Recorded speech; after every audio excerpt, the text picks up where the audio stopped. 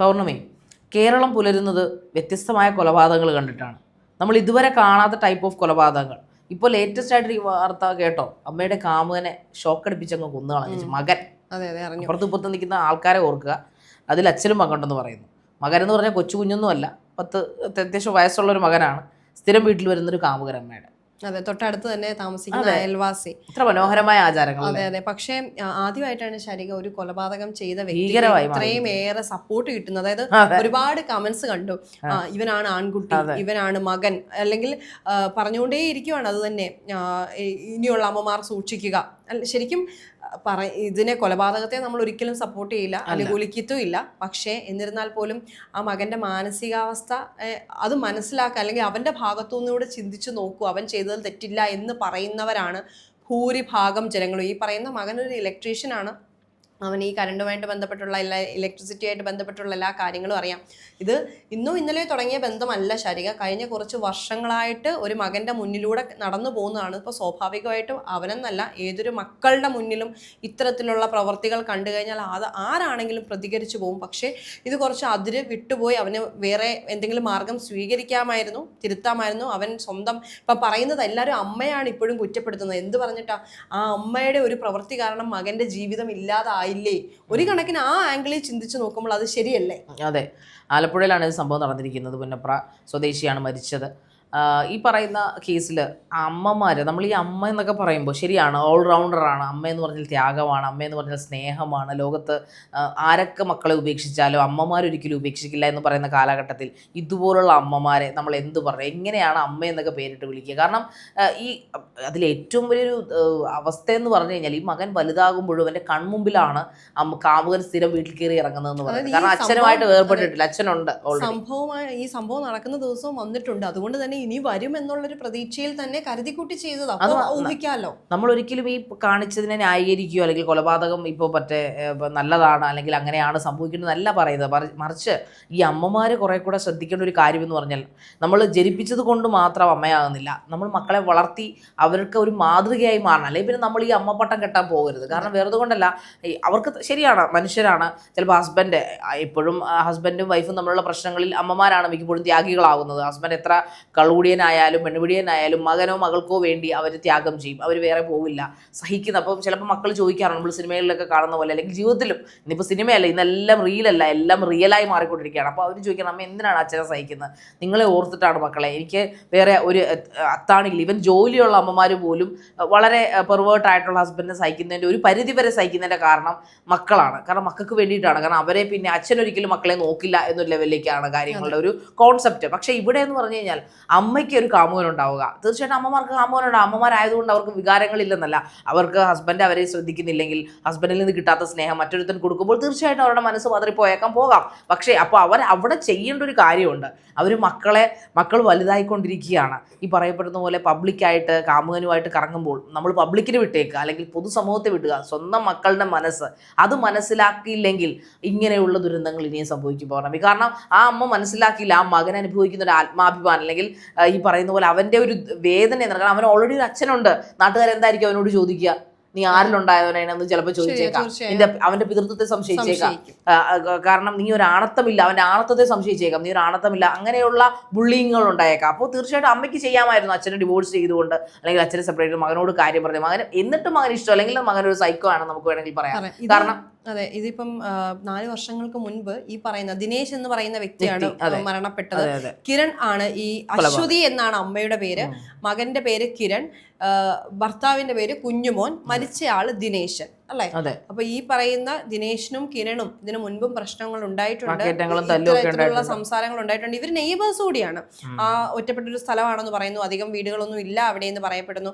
4 വർഷങ്ങൾക്ക് മുൻപ് ഈ മരണപ്പെട്ട ദിനേശൻ ഈ കിരണിനെ വെട്ടി പരിക്കേൽപ്പിച്ചിട്ടുണ്ട്. അതായത് നിരന്തരമായിട്ട് കഴിഞ്ഞ കുറെ കാലങ്ങളായിട്ട് ഇത്തരത്തിലുള്ള പ്രശ്നങ്ങളെല്ലാം നിലനിന്നിരിക്കെ തന്നെയാണ് ഈ അമ്മ ഈ ബന്ധം നിലവിൽ തുടർന്നുകൊണ്ട് പോയത്. അത് തീർച്ചയായിട്ടും നമുക്ക് ആരെയും ന്യായീകരിക്കാൻ പറ്റില്ല. അമ്മയുടെ ഭാഗത്ത് തന്നെയാണ് ആ ഒരു മിസ്റ്റേക്ക് സംഭവിച്ചിട്ടുള്ളത്. അതായത് മകൻ, സ്വന്തം മകൻ, പ്രായപൂർത്തിയായ മകൻ, അല്ലെങ്കിൽ ഒരു ജോലി, ഒരു തൊഴിൽ ചെയ്യുന്ന മകൻ, അത്യാവശ്യം പ്രായമായ ഒരു മകന്റെ മുന്നിൽ വെച്ച് ഇത്തരം പ്രവർത്തികൾ ചെയ്യുമ്പോൾ സ്വാഭാവികമായിട്ടും ഈ കിരൺ എന്ന് പറയുന്ന വ്യക്തി മാത്രമല്ല, ഏതൊരു മക്കൾക്കും അതൊന്നും സഹിക്കാൻ കഴിയുന്ന കാര്യമല്ല. അല്ലെ? അമ്മ സ്റ്റേബിൾ ആകാത്തതിന്റെ ഏറ്റവും വലിയ ഉദാഹരണങ്ങളൊന്നാണ് വാളയാർ പീഡന കേസ്. അമ്മ മോശമായി പോയതുകൊണ്ട് മാത്രം ബലാത്സംഗം ചെയ്യപ്പെട്ട് തൂക്കിക്കൊന്നുകളഞ്ഞ, അല്ലെങ്കിൽ ഈ പറഞ്ഞ കൊന്നുകെട്ടി, തൂക്കിക്കൊന്നെന്ന് പറഞ്ഞാൽ അത് വളരെ തെറ്റായി പോകും. കൊന്നുകെട്ടി തൂക്കിയ 2 പെൺമക്കൾ വളരെ പ്രായക്കുറവിൽ തന്നെ, ചെറുപ്പത്തിൽ തന്നെ, വളരെ ബാലികമാരായിരിക്കെ തന്നെ, അവരെ യുവതികളെന്ന് പോലും നമുക്ക് വിളിക്കാൻ പറ്റില്ല. ആ കുട്ടികളെ കൊല്ലാനുള്ള ഒരു കാരണം അമ്മയുടെ വഴിവിട്ട ബന്ധമായിരുന്നു. ആ വഴിവിട്ട ബന്ധത്തിലുണ്ടായ പ്രതികളാണ് കുഞ്ഞുങ്ങളെയും ലൈംഗികമായി ദുരുപയോഗം ചെയ്തത്. കാരണം തൻ്റെ വഴി മോശമാവുമ്പോൾ ആ മകളുടെക്ക് പുറകെ പോകും, ആ അമ്മയ്ക്ക് സമൂഹത്തിൽ ഇറങ്ങി എന്ന് പറയാനുള്ള ആ ഒരു പ്രജ്ഞ, അല്ലെങ്കിൽ ആ ഒരു ധൈര്യം നഷ്ടപ്പെടും. കാരണം അമ്മ മോശക്കാരിയാണ്. അവിടെ അമ്മ ഈ പറയപ്പെടുന്ന പ്രതികളുമായിട്ട് വഴിവിട്ട ബന്ധം നടത്തിയിട്ടുണ്ടെന്ന് CBI കണ്ടെത്തുകയുണ്ടായി. CBI കുറ്റപത്രം ചുമത്തുകയുണ്ടായി. ഒരുപക്ഷെ അമ്മ മര്യാദക്കാരി ആയിരുന്നെങ്കിൽ, അച്ഛൻ എങ്ങനെയും ആയിക്കോട്ടെ, അമ്മ മര്യാദക്കാരി ആയിരുന്നെങ്കിൽ ഒരുപക്ഷെ ആ കുഞ്ഞുങ്ങൾ ഇന്നും ജീവനോടെ സ്കൂളുകളിൽ പഠിച്ച്, കോളേജുകളിൽ പഠിച്ച് സന്തോഷമായിട്ട് ജോലിക്കാരായി ജീവിച്ചു പോകുമായിരുന്നു. അതിന് കാരണക്കാരി അമ്മ തന്നെയാണ്. ഇപ്പോൾ കഴിഞ്ഞ ദിവസം കുഞ്ഞിൻ്റെ തലക്കടിച്ചു കൊന്ന അമ്മ ആത്മഹത്യക്ക് ശ്രമിച്ചു. എന്തിനാണ് ഇവരൊക്കെ ഇങ്ങനെയൊക്കെ ചെയ്യുന്നതെന്ന് നമുക്ക് മനസ്സിലാകുന്നില്ല. ഒരു കാമുകൻ ഉണ്ടാകുന്നതും കാമുകി ഉണ്ടാകുന്നതും തെറ്റായ ഒരു പ്രവണതയല്ല. പക്ഷേ കഴിഞ്ഞ ദിവസം കൊല്ലപ്പെട്ട ആതിര എന്ന് പറഞ്ഞ വ്യക്തി, അതും അവിടെയും സ്ത്രീയാണ് വിഷയം. അവർക്കും ഈ പറഞ്ഞ ഇൻസ്റ്റാഗ്രാമിലൂടെ പരിചയപ്പെട്ടൊരു കാമുകൻ ഉണ്ടാകുന്നു. അവൾ തന്നെ അവനെ വിളിച്ചു വരുത്തുന്നു. പലവട്ടം ഇതിനു മുമ്പും ഭർത്താവ് അറിയാതെ അവനുമായിട്ട് അവൻ ലൈംഗിക ബന്ധത്തിൽ, അല്ലെങ്കിൽ ഈ പറഞ്ഞ ശാരീരിക ബന്ധത്തിൽ ഏർപ്പെടുന്നു. അവസാനം വിവാഹം കഴിക്കണമെന്ന ലെവലിലേക്ക് എത്തുമ്പോൾ അവൾ ഒഴിയുന്നു. കാരണം അവൾക്ക് 2 മക്കളും ഭർത്താവും ഉണ്ട്. ഭർത്താവിൻ്റെ വീട്ടിലാണ് താമസിക്കുന്നത്. അപ്പോൾ കല്യാണം കഴിക്കാൻ നിർബന്ധിക്കുമ്പോൾ അത് പറ്റത്തില്ല. അപ്പോൾ തീർച്ചയായിട്ടും അവൻ ചെയ്ത ഏറ്റവും രസകരമായ ഒരു പാർട്ടെന്ന് പറഞ്ഞാൽ ഈ ശാരീരിക ബന്ധത്തിൽ ഏർപ്പെടുന്ന സമയത്താണ് കുത്തിക്കൊന്നു കളഞ്ഞത്. അപ്പോൾ ഇങ്ങനെയുള്ള കാര്യങ്ങൾ ഉണ്ടാകുന്നതിൻ്റെ ഒരു മെയിൻ റീസൺ, അവരും ഒരു അമ്മയായിരുന്നു. അവരെന്തുകൊണ്ട് ചിന്തിച്ചില്ല, ഈ പറയുന്ന പോലെ എനിക്കും മക്കളുണ്ട്, അവർ വലുതായി വരികയാണ്, അവർക്കൊരു മാനാഭിമാനമുണ്ട്, അവർ സമൂഹത്തിന് മുമ്പിൽ തല താഴ്ന്നാണ് വളരുന്നത്, അവർ ബുള്ളിങ്ങുകൾ കേട്ടാണ്. അത് തന്നെയാണ് ഇവിടെ ഈ പറയപ്പെടുന്ന കിരണിന് സംഭവിച്ചിട്ടുണ്ടാവുക. കാരണം കാലങ്ങളായിട്ട് ഈ പറയുന്ന ഇതിനു മുമ്പും ഈ പറയപ്പെടുന്ന കൊല ചെയ്യപ്പെട്ട വ്യക്തി ഈ കിരണിനെ ഒരുപാട് മർദ്ദിച്ചിട്ടുണ്ടെന്നാണ് പറയുന്നത്. അവനെ പലവട്ടം അടുക്കി ഉപദ്രവിക്കുകയും, അവനൊരു ചെറുതായിരിക്കാം ഒത്താണായപ്പോഴാണ് അവൻ ആ ഒരു വൈരാഗ്യം സ്വന്തം എന്നിട്ടും സ്വന്തം അമ്മയെ അവൻ കൊന്നില്ല. അതാണ് ഒരു പക്ഷേ മകനും അല്ലെങ്കിൽ മാതൃത്വത്തോടുള്ള ദൈവം കൊടുത്തിരിക്കുന്ന ഒരു ബന്ധം അതാണ്. അവൻ അമ്മയെ കൊല്ലാനല്ല തോന്നിയത്, പകരം ആൺകുട്ടികൾക്ക് പൊതുവെ അമ്മമാരോടാണല്ലോ ഒരു അടുപ്പം കൂടുതൽ. ഞാൻ പറയുന്നത് അമ്മമാരുടെ ഇഷ്ടങ്ങളെല്ലാം മാറ്റി വെച്ചുകൊണ്ട് അമ്മമാര് മാതൃകയായിട്ട് അല്ലെങ്കിൽ ഈ പറഞ്ഞ നന്മപരമായിട്ട് ജീവിക്കണമെന്നല്ല. പക്ഷേ നമ്മളൊരു അമ്മയായി കഴിയുമ്പോൾ ഒന്നെങ്കിൽ നിങ്ങൾക്ക് ആ കുഞ്ഞിനെ വേണ്ടെങ്കിൽ കൊണ്ട് അനാഥാലയത്തിൽ കളയാം, അല്ലെങ്കിൽ ഭർത്താവിനെ ഏൽപ്പിക്കാം. എനിക്ക് പറ്റില്ല, എനിക്ക് എൻ്റെ ഇഷ്ടത്തിന് പോകണം, എനിക്ക് കാമുകനുമായിട്ട് അടിച്ചു പൊളിക്കണം, അല്ലെങ്കിൽ എനിക്ക് ഇഷ്ടം ജീവിക്കും, അതിന് തടസ്സമായിട്ട് എനിക്ക് മക്കൾ വേണമെന്നുണ്ടെങ്കിൽ, മക്കളിപ്പോൾ അബദ്ധത്തിന് ഉണ്ടായിപ്പോയെന്നിരിക്കട്ടെ, അവരെ ഒന്നെങ്കിൽ ഇവിടെ ഇഷ്ടംപോലെ അമ്മത്തൊട്ടിലുകളുണ്ട്, അല്ലെങ്കിൽ അനാഥാലയങ്ങൾ അവിടെ ഏൽപ്പിക്കാം, പകരം ഈ പറയപ്പെടുന്ന അച്ഛനെ ഏൽപ്പിക്കാം, അച്ഛൻ വളർത്താൻ തയ്യാറാണെങ്കിൽ. പക്ഷേ അതല്ലാതെ സമൂഹത്തിനും വീടിനും ദ്രോഹികളായിട്ടുള്ള മക്കളായി വളർത്തുന്നതിൻ്റെ മെയിൻ കാരണക്കാർ ഇപ്പോൾ അമ്മമാർ തന്നെയാണ്. അതിൻ്റെ ഒരു ഉദാഹരണമാണ് ഇപ്പം കിരണിൻ്റെ ഭാഗത്തുനിന്ന് ഉണ്ടായിരിക്കുന്നത്. ഒരു പക്ഷേ അവർ ഈ പറയുന്ന പോലെ ചെറുപ്പത്തിലെ ഒരു അബദ്ധമാർക്കും പറ്റാം, കാലങ്ങളായിട്ട് ഈ പറയുന്ന പോലെ കാമുകനുമായിട്ട് ബന്ധം തുടരുക, അത് മകൻ്റെ കൺമുമ്പിൽ മകൻ ഓജസ്സും തേജസ്സും ഈ പറയപ്പെടുന്ന പോലെ ആരോഗ്യമുള്ള ഒരു ഒത്ത പുരുഷനായി വളർന്നു വന്നു കഴിഞ്ഞിട്ടും അത് തുടരുമ്പോൾ പിന്നെ അവൻ എന്തായിരുന്നു ചെയ്യേണ്ടിയിരുന്നതെന്ന് ചോദിച്ചു പോവുകയാണ് സമൂഹം. നമ്മൾ ഒരിക്കലും കൊലപാതകത്തെയോ അല്ലെങ്കിൽ നിയമം കയ്യിലെടുക്കുന്നതിനോ ഒന്നും ന്യായീകരിക്കില്ല. തീർച്ചയായിട്ടും അവൻ ശിക്ഷ കിട്ടേണ്ടത് തന്നെയാണ്. അവൻ ചെയ്തതൊരു മനുഷ്യ ഹത്യയാണ്, നരഹത്യയാണ്. ഉറപ്പായിട്ടും നിയമം അനുശാസിക്കുന്ന ശിക്ഷ അവൻ ഉറപ്പായിട്ട് കിട്ടട്ടെ. പക്ഷേ അതിലേക്ക് അവരെ എത്തിക്കുന്ന ഒരു കാര്യം, കാരണം നിയമം നോക്കുമ്പോൾ ഇമോഷണൽ ആയിട്ടുള്ള ഭാഗങ്ങൾ നോക്കുന്നില്ല. പക്ഷേ ഇപ്പോൾ ഗ്രീഷ്മയുടെ വിഷയത്തിൽ വന്നപ്പോൾ നമ്മൾ ഇമോഷണൽ ആയിട്ടുള്ള ഭാഗങ്ങൾ ഹൈക്കോടതി പരാമർശിക്കുന്നത് കണ്ടതാണ്.